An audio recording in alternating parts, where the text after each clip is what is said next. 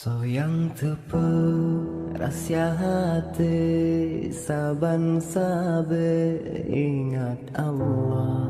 Soyang tepu rahsia hati, genta badannya ke Allah. Banta tepu rahsia hati, dalam sirru kalam